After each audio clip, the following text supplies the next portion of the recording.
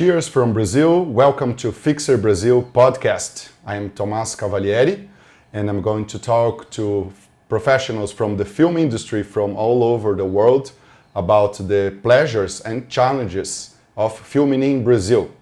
And today we have in the show Tomas Van Uffelen. Hello, Thomas. Good to see you. Hi, Thomas.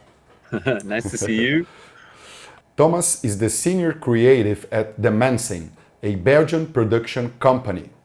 He has studied journalism and has been working in television for 15 years now, writing scripts, creating new formats and directing non-fiction and reality TV shows. He has been working for one of the most popular TV shows in Belgium for 10 years now.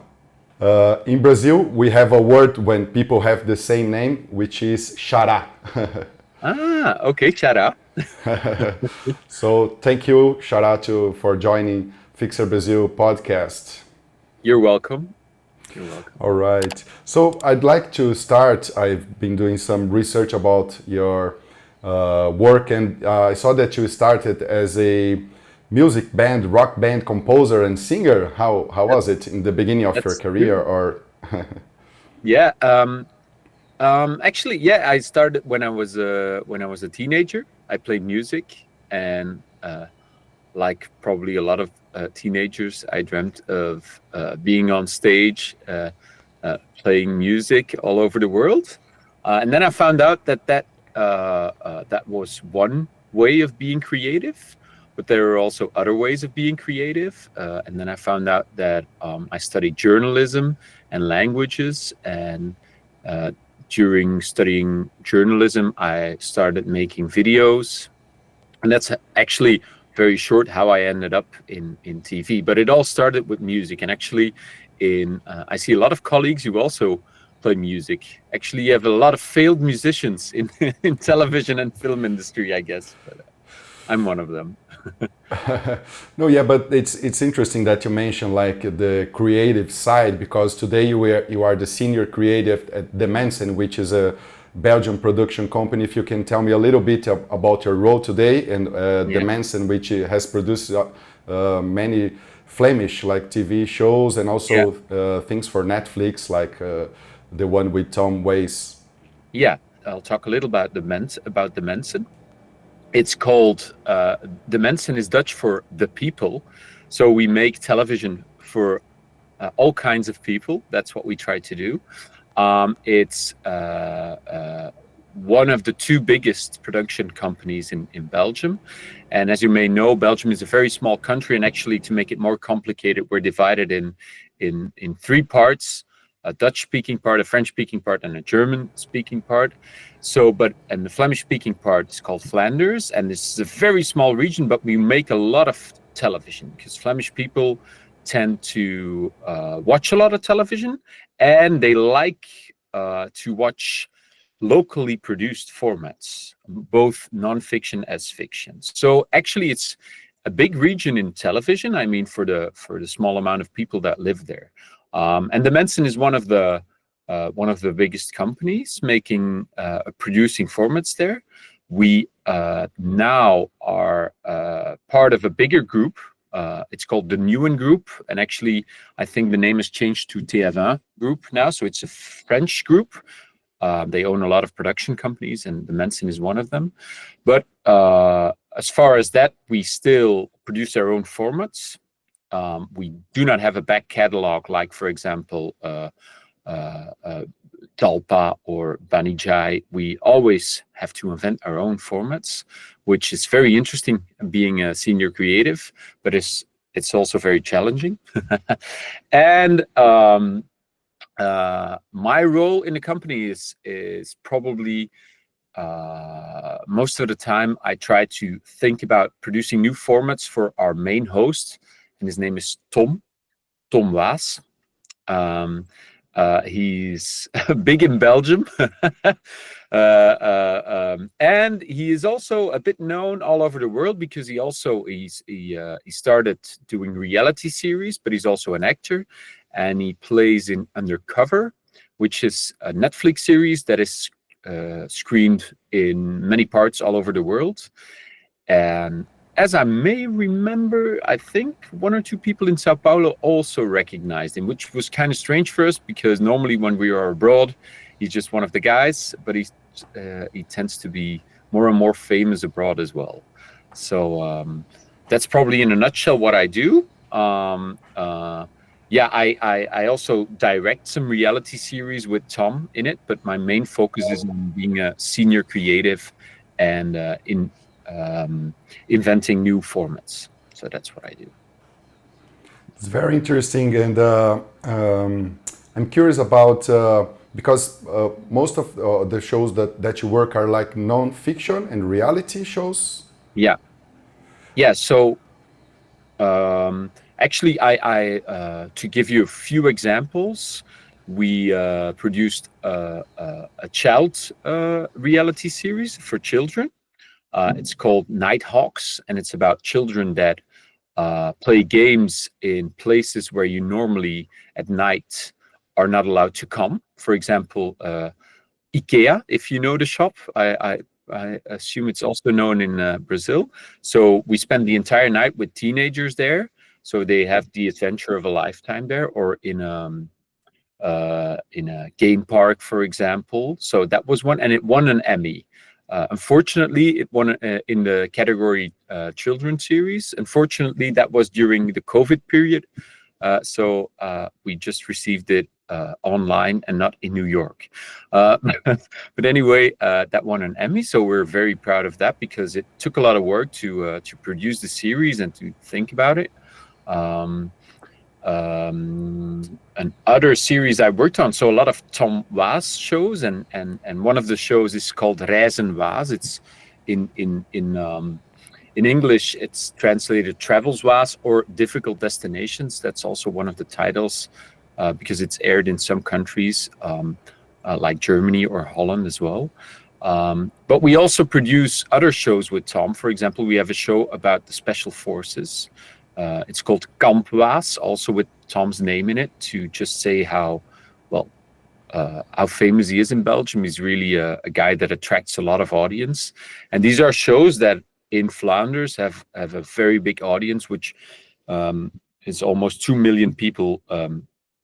If you know that there are 6 million or 7 million Flemish inhabitants, that's a lot of people. But it's always difficult to explain who Tom is abroad because he's a very Flemish guy. He's very very typical for our culture, and that's why he attracts a lot of audience here. But of course, he's also it's always difficult to translate to other countries. So, but I worked with him for almost 10 years now, and I try to think as Tom would do, and try to think about what shows we can also produce with him. I didn't know Tom's show before you contacted us to film here in São Paulo, but I remember that at the time he had produced many shows like visiting places like ignored by tourists like Turkmenistan, South Sudan, Iran, Bhutan, Alaska, North Korea at the time. And then I remember that the producer, when he contacted us, he said that there was the COVID thing, and then you changed a little bit the show, and then you started to visit like big capital cities like Los Angeles, Mumbai, Dubai, and then you came here to São Paulo. So how did you change this perspective on the show? Yeah. So actually, Tom started as a TV host, as being he was one of the most adventurous people in Flanders on screen. So actually he made a show which is called Tom Testeron, and he did a lot of adventures in that show. For example, he ran Marathon de Sable, which is an ultra running competition. He also climbed El Capitana mountain in the USA. He did all kinds of challenges. And after that, he became really famous. And then we thought, what could be a next step? And Tom was always interested in traveling around the world. And we then made the shift to making a travel show and visiting countries that normal Flemish and probably tourists all over the world don't get to see. For example, Turkmenistan, because you were not allowed with camera crews there, and also because it's a dictature where normal people don't go, or Tom visited Alaska, but all on his own. So that was the main focus for the first season of our show. And then it became really popular, but actually we ran out of places to go. Like in the first season, we went to Vanuatu or Pitcairn, remote islands. But yeah, the world is big, but fortunately or unfortunately, a lot of people get to travel. A lot of places are visited.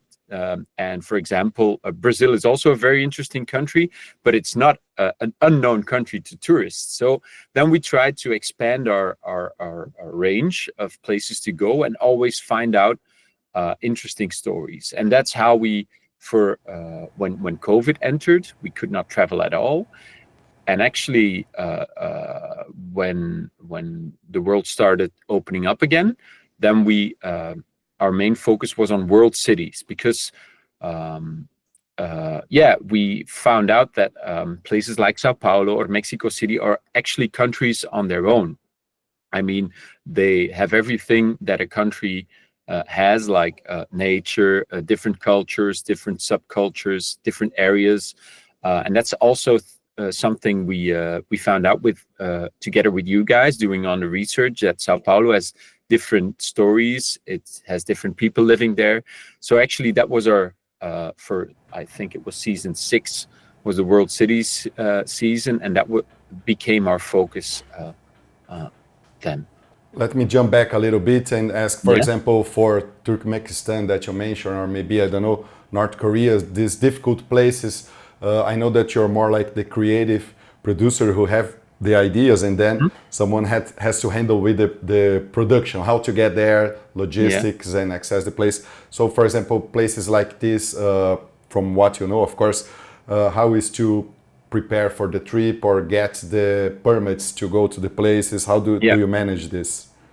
Well, actually, it's interesting that you mentioned that I'm not the producer, because I am not. But actually, we are a very small team.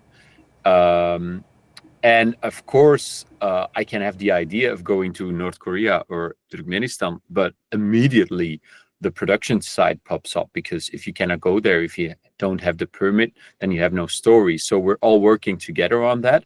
And actually, for this show, we really integrate the production problems or challenges into the show. So it's really, especially 10 years ago, it was not very common for Flemish TV to really show every side of making a TV show. I mean, we put GoPros in the car and you see our producer and you see our camera engineer struggling. And also, if we need a permit, then we tell the story about how getting the permit. So we really try to incorporate all those kind of stories in our show. And that's why if a producer says, for example, getting the permit is really difficult and I received this difficult letter, then I always am interested, because it might become part of the show. If it takes us 10 months to get into Turkmenistan, then we tell that story. And if it's interesting to maybe interview an ambassador before getting a permit, then we also incorporate that part of the story. So we really try to tell the story. What would happen if you, the viewer at home, would try to go to North Korea or to Turkmenistan or to Pitcairn, a very remote island? What kind of steps do you need to take? And that's how we really try to make it very personal. Also, we film in our hotels, we film in the car, just to make it a trip that you could also make. So Tom is he's not a host and that's I don't mean that negatively, but it's just a different genre. It's not like David Attenborough, for example, who suddenly pops up in the jungle. No, we tell about getting to the jungle, about how difficult it would be, or if Tom is tired, then we show that he's tired. If he's happy, we show he's happy. If he gets emotional, we show that. So it's really the pure reality TV. And actually, it's funny because nowadays, if you look at what happens online, influencers, people telling a story about traveling, that's actually what we did how we started 10 years ago on television. I mean, it's just showing what happens behind the screen. And actually, that was a little bit influencing avant la lettre, they say in French. So before it really happened. So that's how we try to focus on the show, and that's why I'm interested in every little part of the production process. Like I'm sure you remember as well that when, for example, when we went to Sao Paulo, we were interested in seeing the car that we would drive beforehand, and it's not only because of a production reason to know if we all fit in, but also just because we want to see the car because we're going to shoot in the car. And it has to be a car that normal people would drive when they go to Sao Paulo. So. Sure, I remember that. Let me just check because let me see here. Oh no, that's fine. Sorry, okay. There was an audio issue, but now it's fine. No worries. That's reality. Yes. Yeah, that's real. That's reality show. Yeah.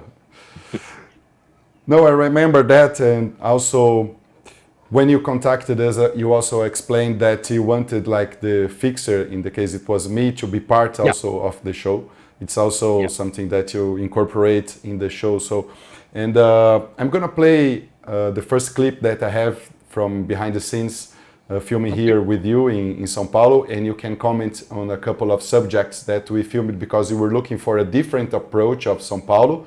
Of course, Rio de Janeiro in Brazil is like the main touristic city. Then you chose São Paulo because it's well known for the business side, but maybe you can tell interesting stories or different stories about São Paulo. So let's watch and you can comment a little bit, okay? So why did you want to film a helicopter flying over São Paulo?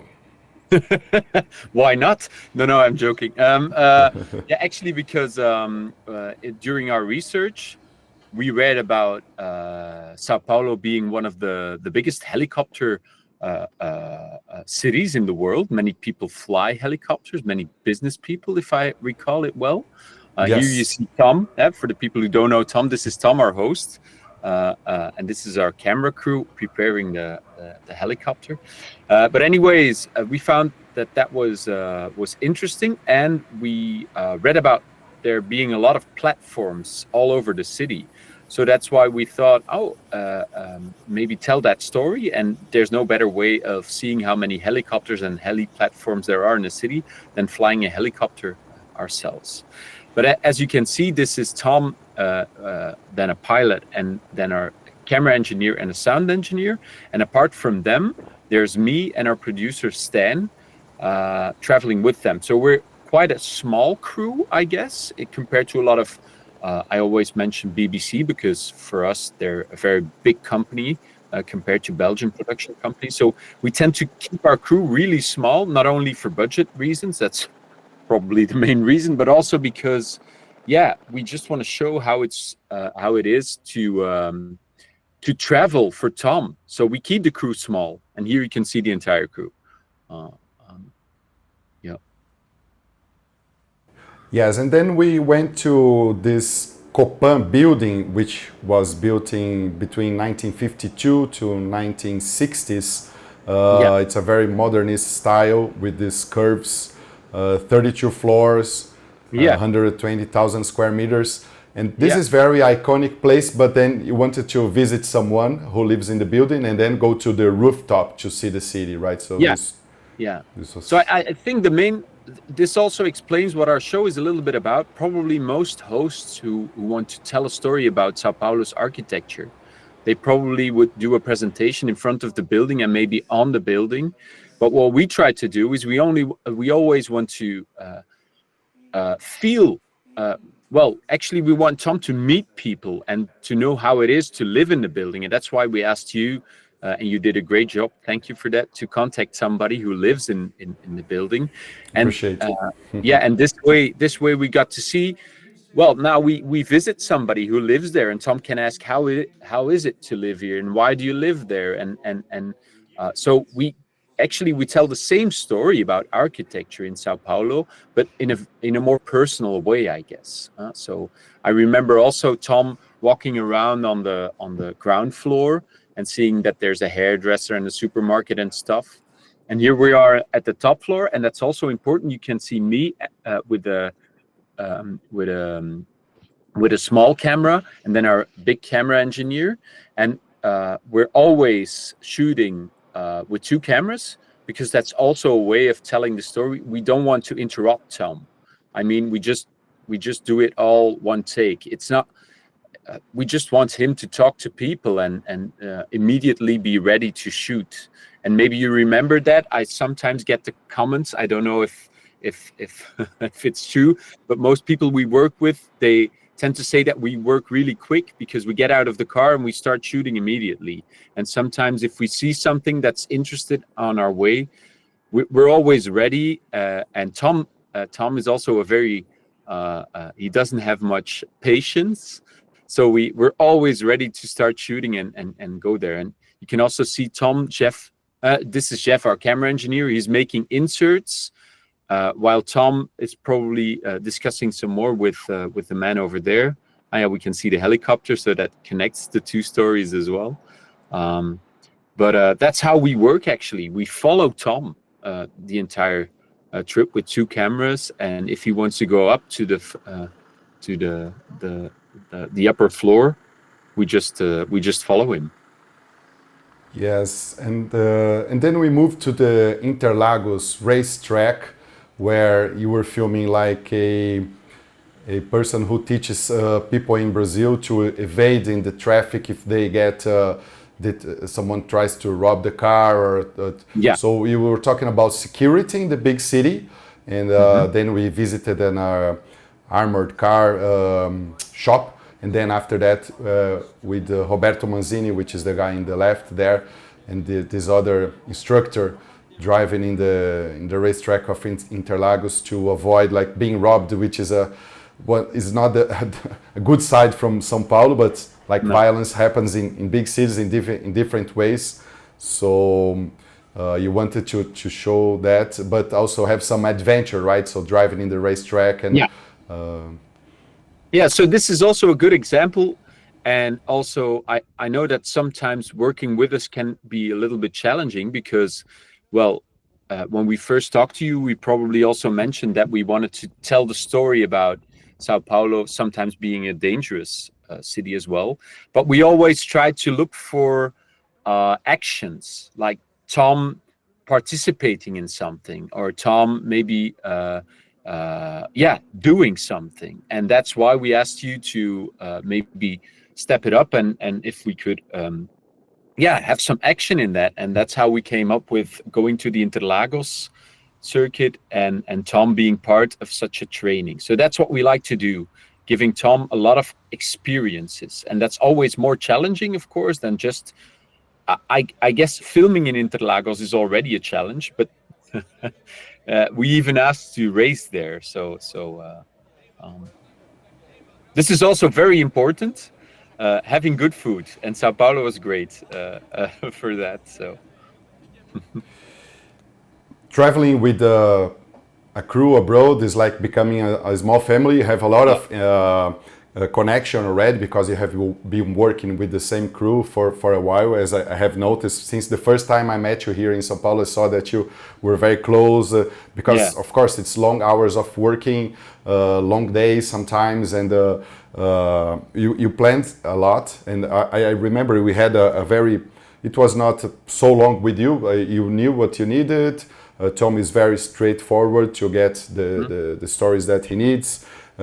A guy who connects really well with the people, even with me, that I was like the fixer on cameras a couple of times. But so tell me a little bit about this, the importance of having the right crew for the right job. Do you usually use the same people for your shootings? How do you work with this? Well, I think everything starts with your host and Tom being happy on set. So actually, when I'm directing the series, I mean, to be honest with you, it's not the toughest direction job, because it's really reality based. We try to capture what happens, but my main job is probably having a good atmosphere on set, deciding whether a story is worth telling. If I feel that in some way Tom doesn't connect with somebody, maybe switch the focus to something else. And that was also great working with you, because you immediately also grasped that, okay, these guys work like this. Because I can imagine that some other crews maybe need a lot of time to prepare the camera or whatever. And we just, we're always ready to go. And we also know that we have one chance with Tom. I mean, that's the way we work. I can also work with other people that maybe need more time or whatever, but we just take it as it comes. And that's something that was interesting working with you, because you immediately grasped that. And also, that's what I also liked. If I remember well, I think on the first day, maybe I think we just met. I mean, you picked us up at the airport and we went for dinner, and then you get to know each other, and the next day you're up and running. And actually, we also tried to explain a little bit how we worked. But actually, that's the easy part on working with Tom. That is, like you mentioned, he's really straightforward. You know what he wants. You know what to expect. And actually, I hope for you that if the camera switched off, the atmosphere is the same. I mean, we're always exactly the same people. And actually, I think if you would ask, you saw us in the restaurant, if you would ask the people working there, who is the host of a television crew for our six people, he wouldn't know. I mean, it's not that you have, it could be you, it could be me, it could be Tom. So that's what I like about working with this crew. And actually, I'm the youngest of the team that you saw there. Yeah, and Stan, the producer, but the camera engineer and the sound engineer, they work for 20 years with Tom. So which makes it easy, I mean, in some way, because everybody knows immediately what to expect. But it also has its challenges, because I think Tom shoots 10 episodes a year, which means like 100 traveling days abroad. So you see each other more than your own partners. So that's also sometimes challenging. And sometimes we just go out at night and say, I'm going to go for a walk alone on my own. And that's also okay. So I think the combination is really great between being professional and also having a lot of fun. And we try to incorporate that in the show as well. I mean, if we're joking, if it's a good joke, it ends up in the show as well. And I think that's probably something, I don't know if you ever experienced working like that. Of course, that's the first strange thing. We asked you to be our local producer and fixer. And the first question we ask is, can we also interview you on screen? So actually, you're doing 3 jobs at the same time, which is really challenging. But you did a great job, and there was a great connection with Tom as well. So that's fun. Yeah, as I said, he was really like in the second day we are like friends. Looks like we're friends. Yeah. And Tom, many Toms on set. Yeah. But it went really well. In the last day, we had like the one rope swing in the viaduct over the cars, and then he invited me last minute to be with him, like hanging. I was not playing for that. I thought it's just a joke on camera, but he really meant it. Eita! Renato, Thomas é doido, hein? Eita, nós! Bora, Bill! And I did it. It was it was fun. So it's very spontaneous. It's because there's maybe some other reality shows which are more planned or scripted, and this is that's what makes it really, maybe that's why it's been a success for so many years now, right? Actually, we always have a very straightforward plan, but the plan is there if we have no other plan. I mean, so we try to follow that plan, but if something better occurs, for example, the rope swing is a good example. I mean, I think what we planned beforehand is Tom doing the rope swing, but then on the last day we thought, well, actually, I think it was Tom who suggested it. I have a good connection with Thomas. Why don't we do it together?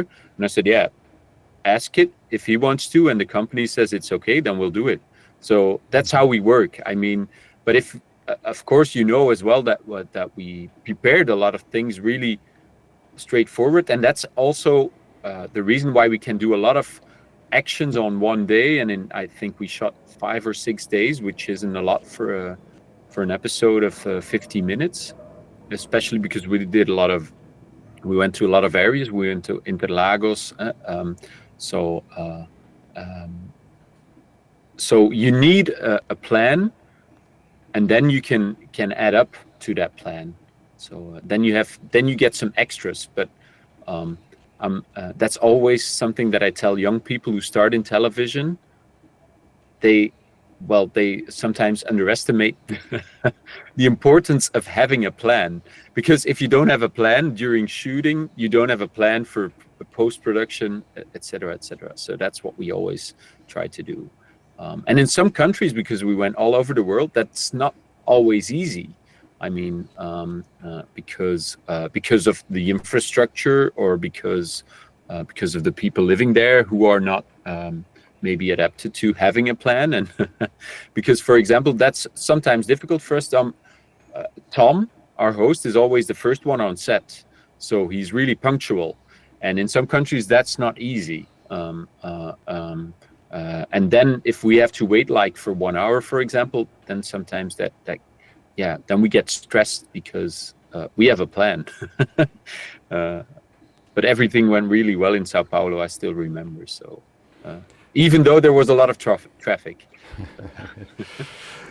That's something that you cannot avoid. Sometimes it's part of the story as well. Yeah. I think we probably also showed that to our audience and told that story as well. So.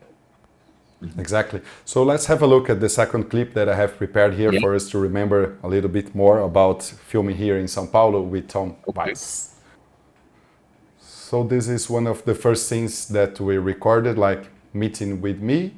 And after this, we went to the Independence Day parade, which was big at the time. There was a lot of political issues also between like the previous government and the new government. So, but you didn't want to get much into the political side, but more in the Independence Day at Paulista Avenue. Yeah. Very colorful and lots of people. But Tom managed to interact with a couple of people there and talk a little bit about the political issues, but didn't have to go like deep. And also an interesting thing about São Paulo is that we don't have billboards, big billboards. So now we have a lot of walls in the city with graffiti and very colorful place. And you wanted to show this a little bit also, which was interesting. Yeah. For example, for us, in Belgium, we don't have that, like places where you don't get a lot of billboards. So that was an interesting story for us. And actually, for that reason, it's also great to have you on cam discussing that with Tom, because you are Brazilian, you can explain how it is. And Tom can tell you what he finds maybe strange or exciting about that. So that was also a story we really wanted to tell. So here's our crew again. And how do you? I saw that you also use a second camera. So sometimes you operate this camera, and you have the main camera. Here we are moving to the favela, to the suburbs. So you also use the second camera. Sometimes you film yourself. Yeah. So Jeff, our camera engineer, sometimes switches to a more compact camera on a DJI to make like the shots while Tom is walking, and to show a dynamic view of the city, as if it would be you walking around the city. And we normally also bring a drone. I don't remember if we brought it to Sao Paulo. We shot a couple of shots, establishing shots. Yeah, but we're not really a big fan of the drone shots, because it's a great way of showing the city, but it doesn't get personal because we're away from Tom. We have a top view of the entire city, so it's something that we don't always use. And here we are, I think, in the street where that is traffic free on Sundays, if I remember, or on Friday. I don't remember it. Yes, correct. It's called in Portuguese is the minhocão, which is the big minhocão. Hi. And we did like the Paulista, Praia Paulista, right, the Paulista beach. We are not in Rio de Janeiro, so we needed some beer and some chairs like from the beach to enjoy a little bit. And this was interesting as well, going to the Casa Fluida, which is a LGBTQ place with drag queen shows and where gay people can gather, because here in São Paulo we have like the biggest pride parade. So as you haven't visited the parade itself, so we wanted to show a little bit of this human size of being still having some prejudice, some problems in Brazil, but also at the same time the biggest gay parade or pride parade in the world, right? Yeah. And that was also just to mention how we have a plan. I mean, this was, of course, we knew where we would end up. And I think, if I remember it well, Thomas, that you also prepared that we could talk to somebody over there, somebody with a story to tell. So that's something we prepared. But after that, of course, Tom attending the show and us staying there, that's something that we just do. And also, for example, you can see here, I'm making the exterior shots while Tom and our main camera engineer are still inside. So that's why it's really helpful to have two cameras on set, so we don't have to do anything. Yes, and that's very important to get this intimacy, to be intimate with the characters. It's a small crew that's very important in documentaries and in this kind of reality shows. And then now we are moving for the last location, which is very interesting. It's still the metropolitan area of São Paulo, which is huge. This is one water reservoir, Billings, and we were visiting an indigenous territory there. You wanted to show, because Brazil we film a lot in the Amazon here, and a lot of indigenous territories and the fires in the Amazon that are in the news every year. But then you were in São Paulo, so I thought it was a very interesting approach to look for indigenous people here. We found this village, and we were in the boat going to the place to talk to these people. Yeah, so that's what we always try to do as well, to maybe go to the outskirts of a city, and maybe to go because actually what we probably see here is maybe how Sao Paulo was 500 years ago. So it's also a story to tell in Sao Paulo. So even in this, I remember, for example, that these people, I don't think they spoke Portuguese. So then we had an interpreter and had you, and we also incorporated that in the scene, actually. So we showed our viewers. That's also something that we do. We show how it works. I mean, how we create this conversation. So it's you get to travel there yourself. That's what we try to do. That's very nice. Well, you may have visited many other places or cities around the world. From you were a creative director, but also, as you said, you're a small crew. You help to produce as well. So, which are like the main tips that you would give for a producer or director who wants to film a documentary or a reality show abroad? Which are the main things to prepare for shooting? Of course, there are many different places, and it's very different. But from the top of your head, the main things that you think it's very important, like the key things to prepare for a shooting like this. Yeah. Well, you need a plan. Plan A and plan B, plan C. Yeah, and plan B. Yeah. But so I always try to be very flexible with the plan. I mean, I always also try to tell people around the world, for example, I mean, when we were working with you, I mean, I don't speak Portuguese. I don't know the country. I don't know the ins and outs.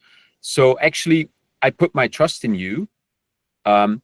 And the only thing actually I try to tell people is, if I'm working together, if something bad happens, if you have bad news, or if you have if something doesn't work out as we planned, just be honest, just tell me, and then we are really flexible in how to work it out. And I mean, it's normal that we ask a lot, so not everything can just work out. Sometimes people don't show up, or we're not allowed to enter with a camera, although we prepared. And I won't ever be sad or angry on that, because shit happens. But just be honest about it. I mean, don't make up excuses, and then we can work together. So I think trust is important. That's why we talk a lot beforehand through Skype or to Google Meets about the plan. So that, and we also try to explain what is important to us. And I think for you guys, for example, I really knew that you incorporated that really well. So we had a lot of trust on that. If you also tell us what is difficult about shooting a scene, then we just tell it beforehand to our viewers. And that is really helpful. So I think trust, a plan. What else is important? I also think being punctual is some kind of form of respect, because a day always starts with with meeting each other. And if that is if you meet half an hour too late, then the day starts rough. So that's probably also important from our side, and also the people we work with. Yeah, being flexible. I think that is also something, but I think a lot of people working in TV and film know that is important, but it's still, and make the best out of it. I mean, when you make a travel show, for example, you know that time is limited, so you just have to make something out of the hours that you have to shoot. And a great atmosphere always sure. helps. Yeah, Essential. Yeah. No, this key thing that you mentioned, like about trust and transparency, I would say, because as fixers, also you and other production crews or companies from all over the world contact us. Maybe the first time, as we worked together, first time, a few companies we have worked a couple of times already, so they already know us. Mm-hmm. But this transparency, not only in the budgets, but also how it works, because we have heard, and maybe you too, filming in some other place, sometimes there are hidden costs, or once the crew gets there, things are not as expected. So that's a key thing for us as fixers, to be full transparent.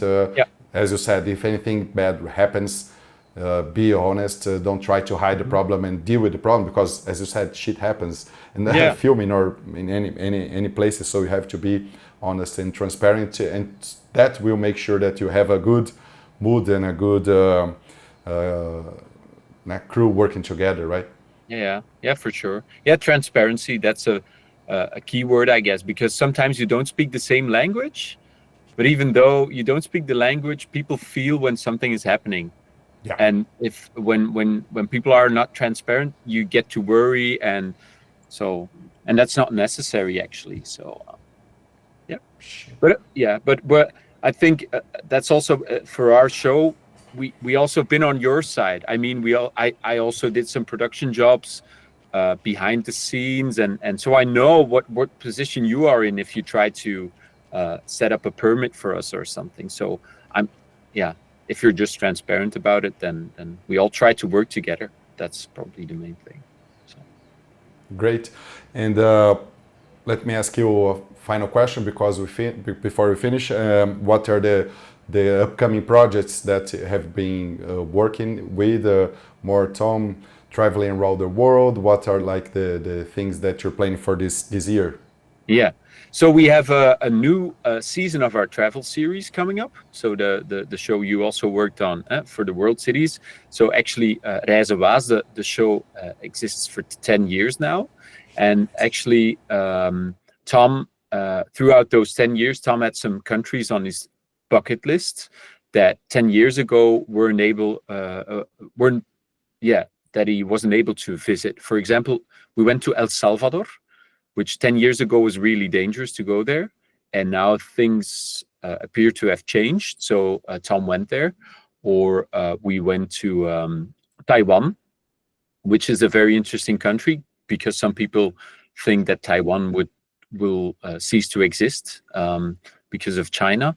So we have all kinds of countries in that bucket list of Tom that we visited, and it's going to be aired in September this year. So we have one more trip to make to Samiland, which is in the north of Scandinavia.